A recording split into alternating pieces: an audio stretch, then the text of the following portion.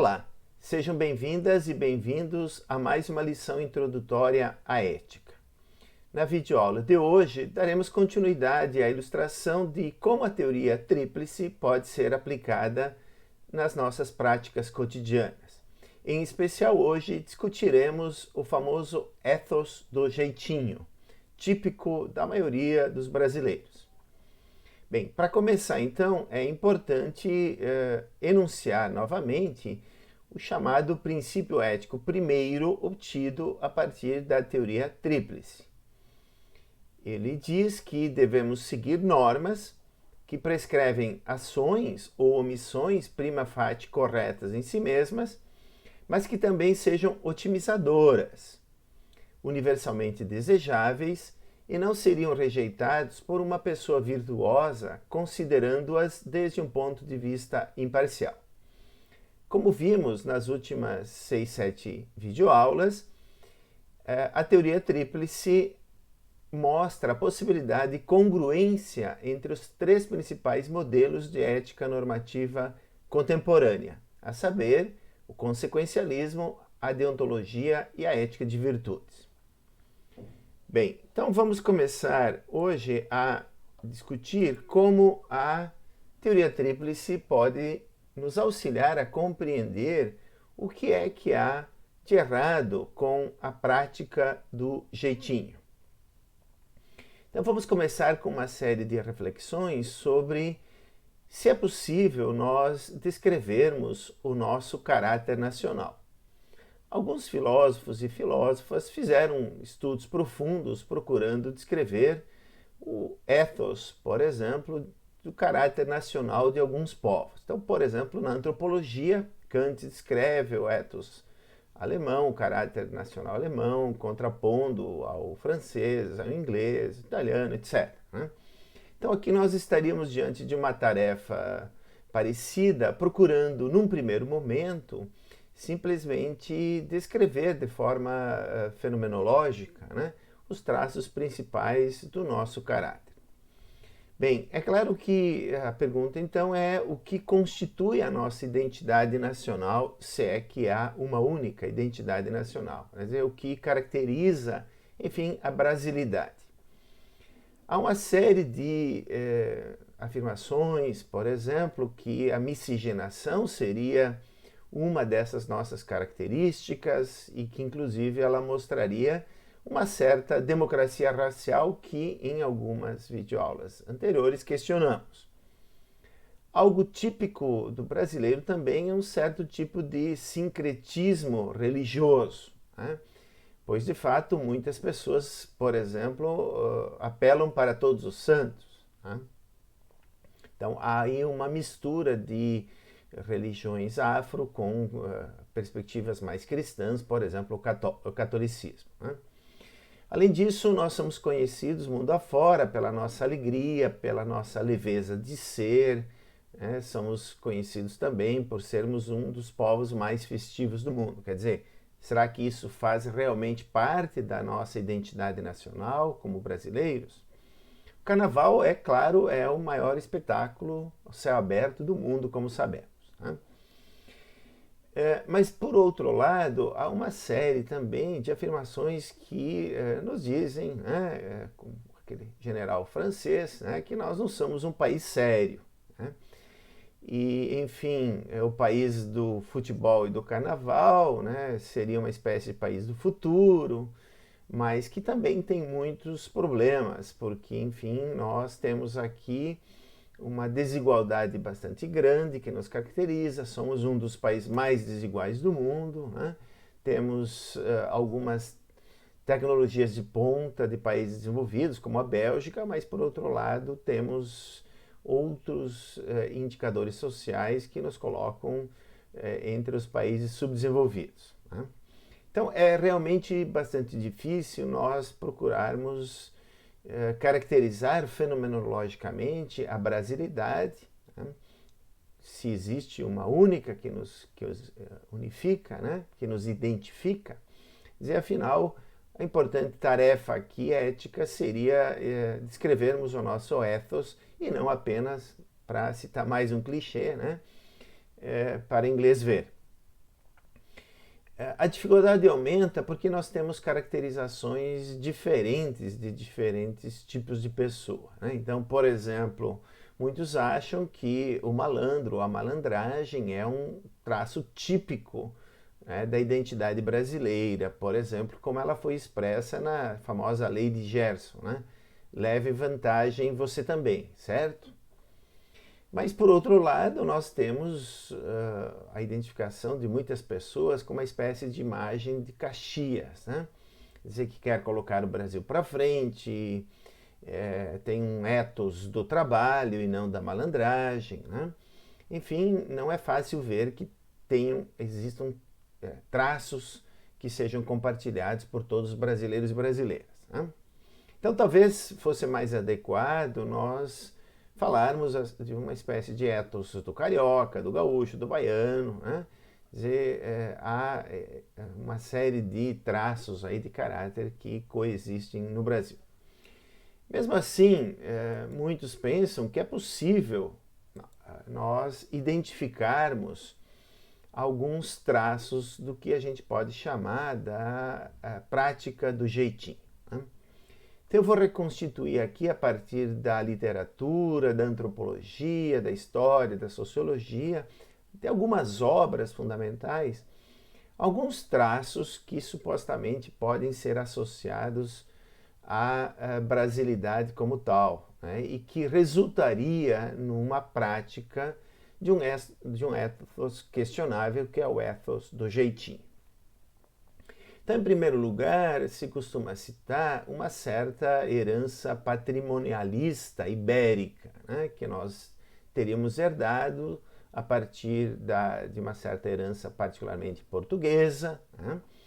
E ela foi reconstituída, essa herança, né, por Raimundo Farol no livro Os Donos do Poder, que é um livro fantástico nesse sentido, né, que reconstrói com pertinência esse traço, e esse traço pode fundamentalmente ser caracterizado como uma certa confusão entre público e privado, né? Então, o patrimonialismo significa aqui, no fundo, né, essa tentativa de apropriação, por exemplo, né, por pessoas privadas de recursos públicos, que é em si mesmo errada, equivocada, não traz os melhores resultados e não é universalmente desejável, né? Isso, enfim, cria uma dificuldade porque as pessoas se consideram donas daquilo que é de todos, né? Há uma apropriação indevida, sem falar de outros subfenômenos que nascem, como, por exemplo, a evidente corrupção, né, que nós somos também conhecidos mundo afora. Quer dizer, novamente, a corrupção não é boa em si mesma, não traz os melhores resultados e não é universalmente desejável. Então, nós vemos aí uma clara aplicação, enfim, da teoria tríplice. Um outro traço importante também, né, é a reconstrução feita por Gilberto Freire, no livro que é um clássico, né, da nossa literatura, Casa Grande Senzala, de certas relações étnicas que são, no fundo, açucaradas, né? Por exemplo, é como ele descreve, no Nordeste, entre senhores, sinhás e escravos. Enfim, quando a gente percebe ali que havia sim uma certa interação, os meninos, os filhos do senhor do engenho e dos escravos brincavam juntos, né? Mas desde logo quem, digamos, montava a cavalo, né, na brincadeira dos meninos era o filho do senhor do engenho, mostrando, enfim, para o descendente escravo qual seria o seu lugar na sociedade, né, numa chaga que nós temos aí na nossa história de escravidão, né? Então, novamente, a perpetuação desse tipo de prática, né, escravocrata, é em si mesma errada, não traz as melhores consequências e claramente não é universalmente desejável. Bom, um outro traço que muitas vezes é imputado aos brasileiros em geral, né, é uma falha de caráter, digamos assim, né, que teria sido também herdada pela nossa formação histórica, né, a partir mais dos povos originários, e que teria, por exemplo, na obra Macunaíma, do Mário de Andrade, ter sido claramente exposta nesses termos, né, que nosso povo é constituído por pessoas, por heróis que não têm caráter, né, que no final das contas eles seriam heróis da nossa gente, mas que no final das contas o que se revela aí, além de um certo preconceito, é que há algumas qualidades, entre aspas, de caráter que se esperariam que as pessoas tivessem, mas que se nota uma certa ausência, né?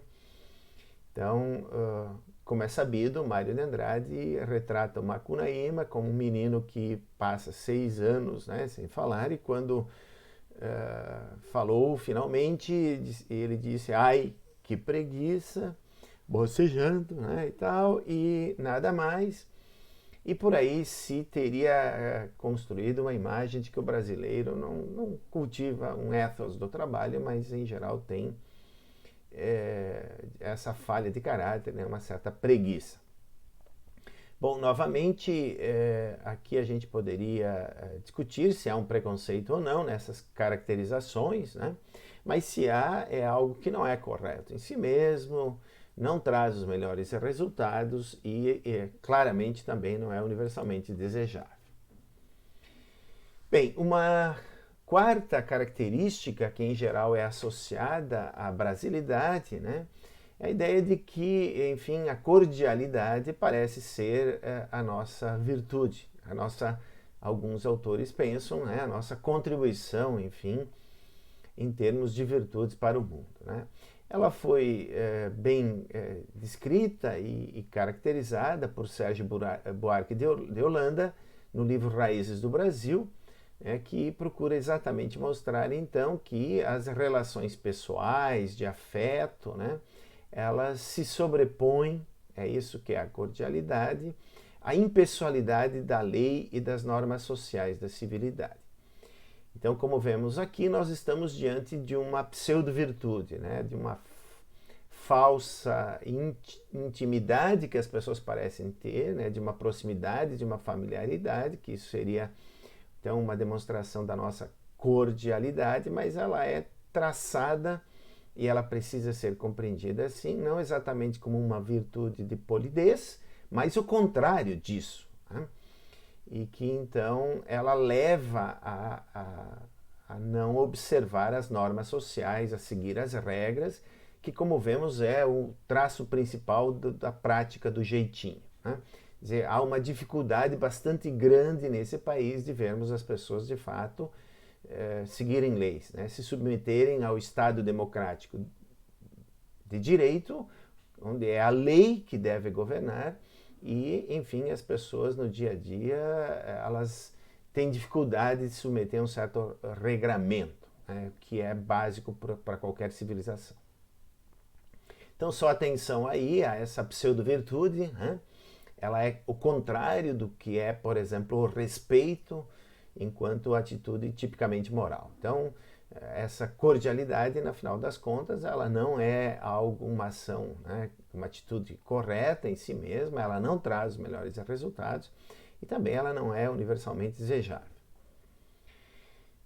Em quinto lugar, então, já tem aí a antecipada malandragem, né? Ela em geral é associada ao carioca, inicialmente talvez tenha sido, mas hoje ela é considerada até um traço típico nacional, né? Então, ela tem sido muito discutida, por exemplo, né, por antropólogos, Roberto da Mata, que no livro Carnavais, Malandros e Heróis, apresenta o malandro como exatamente o antípoda do Caxias, né? Quer dizer, o malandro é aquele que é deslocado das regras formais, né? Ele é avesso ao trabalho, ele tem um modo todo particular de andar, de falar, de se vestir e assim por diante, né? Então, novamente aqui, nós vemos que, na medida em que faz parte da malandragem ser avesso, né, a regras formais, a regras jurídicas, morais, essa atitude, ela também é errada em si mesma, ela, enfim, não traz os melhores resultados e claramente também não é universalmente desejável. Bom, essas características todas, então, nos levam aqui ao último ponto, que é exatamente o que a gente pode entender pelo ethos do jeitinho, né? Quer dizer, nós somos internacionalmente famosos no dia a dia, né, por não fazermos a coisa exatamente certa, a coisa correta a se fazer, e muitas vezes, claro, também não algo estritamente ilegal, mas há aí um certo déficit em termos de moralidade, porque nós, no final das contas, não fazemos aquilo que seria correto em si mesmo, que traz as melhores consequências e que então seria universalmente desejável, inclusive por pessoas virtuosas, claramente virtuosas, né? Por exemplo, que respeitam as pessoas e não essa pseudo-virtude da cordialidade. E, enfim, tudo isso então é considerado desde uma perspectiva imparcial. Então, como vocês estão vendo, eu não quero fazer aqui uma generalização, dizer todos os brasileiros ou todas as brasileiras estão sempre envolvidos em práticas cotidianas que revelam esse ethos do jeitinho, mas é sim um traço característico de uma grande parcela, digamos, da população brasileira, né? Ser avesso a regras formais, a cultivar uma intimidade falsa, muitas vezes, que é desrespeitosa e que, então, não pode ser considerado uma virtude da cordialidade, nem identificado claramente com uma certa polidez, né? E assim por diante, quer dizer, eu passei esses traços, não tenho pretensão aqui de fazer uma descrição completa ainda, né, da nossa identidade nacional, do nosso caráter nacional, mas há alguns traços aí já presentes em trabalhos de história, de sociologia, das ciências sociais, da literatura, que nos ajudam a identificar isso que leva a esse ethos do jeitinho, que, como eu tentei mostrar, ele, enfim, não é correto em si mesmo, ele não traz melhores resultados e não seria universalmente desejável. Então, com isso, nós percebemos que temos aí uma certa aplicação, né, da teoria tríplice para questionar algumas práticas que perduram na nossa sociedade e ajudam a gente a compreender por que há, enfim, por exemplo, no domínio da política, sempre um grande número de escândalos, de corrupções, né?